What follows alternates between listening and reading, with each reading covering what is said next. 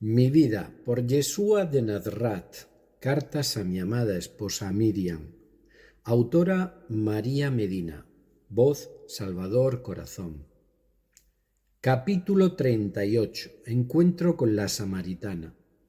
Se había corrido la voz entre los fariseos de mi presencia en el Jardín, cerca de Johanan, y éstos comenzaron a acudir a vigilar, a espiar y a controlar lo que allí estaba pasando. Mi fama se estaba extendiendo como un reguero de pólvora. Los que acudían a escucharme se iban luego llenos de paz, de amor y felices, para contar a otros lo que allí estaba haciendo un hombre semejante al Bautista, pero que bautizaba sin agua. No era aún el momento de comenzar una misión de enseñanza que se desarrollara todavía demasiado rápida, y tampoco era el lugar, por lo que después de ver a mi primo, de hablar largamente con él y de darnos un abrazo de despedida, decidí volver a Galilea, y aunque para regresar a mi tierra había dos caminos frecuentes, los más utilizados por los viajeros, uno que seguía a la orilla del río y otro que atravesaba Sonrón, Samaria, decidí regresar por este último, aunque no era lo más adecuado, porque el territorio era bastante hostil a los judíos y galileos. Los samaritanos no tenían los mismos conceptos religiosos ni las mismas costumbres que nosotros, ni se habían mantenido unidos al pueblo judío, porque a lo largo de los siglos su primitiva cultura hebrea se había visto modificada por causa de los exilios vividos por aquella parte del pueblo durante largos años. Las consecuencias del regreso de una gran parte de nuestro pueblo a la tierra de Israel, a Samaria, trayendo con ellos otras costumbres y otros conceptos, unido a la llegada a la región de muchos hombres y mujeres de otras culturas, habían causado el asentamiento entre ellos de una mezcla de cultos y pensamiento que hacían que nuestros dos pueblos, judíos y samaritanos, se hubieran alejado por completo. Se habían agudizado nuestras diferencias religiosas sobre todo, hasta haber llegado al punto de no poder hablarnos entre nosotros siquiera, hasta haber generado un odio y un desprecio casi insalvable entre nuestros pueblos. Pero estaba escrito que yo tenía que sembrar allí también mi semilla, que el pueblo samaritano también estaba llamado a recibir la palabra. Y hacia allí nos dirigimos todos, felices y esperanzados, después de los días vividos junto a Johanan en el río Jardín, glorioso comienzo de mi trabajo. Llegamos a Siquem, ciudad importante de Samaria, lugar en donde se encontraba el pozo de Jacob, en las tierras que nuestro antepasado compró siglos atrás en aquella región. Allí, junto al pozo y debido al calor tan sofocante que hacía en aquellos días, me senté un rato a descansar y a esperar la vuelta de todos vosotros, que habíais ido a la ciudad a comprar algo para comer y proseguir el viaje hasta Cafarnaúm. También me senté a esperar a la primera persona con la que tomaría contacto en aquella tierra, con una mujer que fue la designada para recibir primero ella mi anuncio de amor y luego extenderlo en su ciudad y más adelante en todo el territorio samaritano. Vi que por el camino que llegaba hasta el pozo se acercaba a ella. Venía como cada día a sacar agua en soledad, porque era una mujer que no estaba bien vista por sus vecinos, por sus libertades excesivas y porque no respetaba las leyes de su pueblo. Por eso prefería acudir sola al pozo, para no recibir desprecios ni insultos de las demás mujeres de Siquem. Se acercó y comenzó a sacar el agua con sus cubos, cuando dirigiéndome a ella, con una sonrisa le dije: ¿me das de beber? Ella se quedó muy sorprendida y me respondió que cómo era que yo, siendo judío, hablaba y pedía agua a una samaritana, cuando sabía muy bien que entre nuestros dos pueblos no había buena relación e incluso teníamos fuertes enfrentamientos a veces. Le respondí diciendo: si tú supieras quién te ha pedido el agua, tú serías la que le pedirías a él que te diera de beber y él te daría del agua viva. Volvió a sorprenderse y a preguntarme que cómo iba a sacar yo el agua si no tenía ningún cubo y que por qué hablaba así sobre mí. ¿Acaso era más grande que Jacob? A lo que volví a decirle: todo el que beba de esta agua volverá a tener sed, pero el que beba del agua que yo le daré no volverá a tener sed nunca, porque será un agua de vida eterna.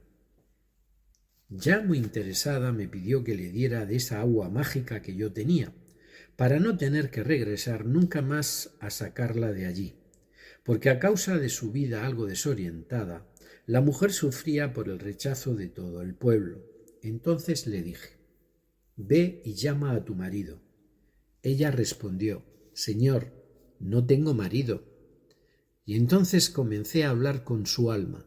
Le dije que sabía muy bien que había tenido varios esposos y que con el hombre con el que vivía no estaba casada. Al oír todo esto, ella me dijo: Señor, tú verdaderamente eres un profeta. Y entonces comenzamos un debate sobre cuál era el lugar adecuado para orar, si el templo o su monte sagrado, porque ella estaba defendiendo las ideas del pueblo samaritano en contra de los pensamientos del pueblo judío, a lo que le respondí: pronto llegará el día en el que los hombres no adorarán ni en el templo de Jerusalén ni aquí en vuestro monte, porque el lugar carecerá de importancia para elevar las oraciones a Dios, porque el Padre de espíritu, y lo que el Padre quiere es que los hombres le oren en espíritu y en verdad, y no habrá un sitio determinado, y cada uno deberá hacerlo desde sí mismo, desde su corazón y en cualquier lugar en el que se encuentre. Ella dijo: yo sé que va a venir el Mashiach y que cuando él venga nos enseñará todas estas cosas. Y cuando le dije: yo soy el que habla contigo, ella comenzó a llorar, se le cayó el cántaro del susto y salió corriendo hacia el pueblo para contar a todos lo que le había sucedido. Me quedé sonriendo sentado en el brocal del pozo, y al poco llegasteis vosotros, que me recriminasteis que hubiera estado hablando con una samaritana, porque, como ya he dicho, este pueblo era considerado impuro para la mayoría de la gente de todo Israel. En muchos de vosotros todavía estaban grabados nuestros viejos prejuicios y no entendíais cómo yo había sido capaz de hablar con una enemiga de Judea, como también os extrañaba el simple hecho de que hubiera estado solo con ella, cosa que era impensable para muchas personas. Teníamos entonces grandes prejuicios en este y en muchos otros sentidos, y uno de los más acusados era sobre las costumbres en cuanto a las relaciones entre hombres y mujeres. Nos sentamos todos a comer y a continuar descansando un poco para reemprender nuestro viaje hacia Galilea, cuando vimos que volvía la mujer del pozo acompañada de varias personas que querían verme, que querían que les hablase, porque ella les había dicho que yo era un gran profeta que sabía todo de su vida. Se había despertado en ellos una enorme curiosidad. Me pidieron que me quedase en su ciudad unos días, porque querían aprender, porque querían saber, porque también estaban extrañados de que yo quisiera tratar con ellos. Accedí feliz porque ahí comenzó la expansión por aquella tierra de la palabra del Padre. Muchas de aquellas personas creyeron y mucha de aquella gente comenzó a cambiar de vida y a abrir sus mentes a tanto prejuicio como había sido también en Samaria. Es cierto que alguno de vosotros protestasteis un poco, porque no entendíais que yo quisiera sembrar también allí, y os expliqué que mi tarea era sembrar por todas partes, que ese era mi principal alimento para ser entregado a los hombres, que otros recogerían la cosecha, no yo, y que a todos vosotros y a muchos más hombres les tocaría recoger esa cosecha, porque antes debería pasar mucho tiempo.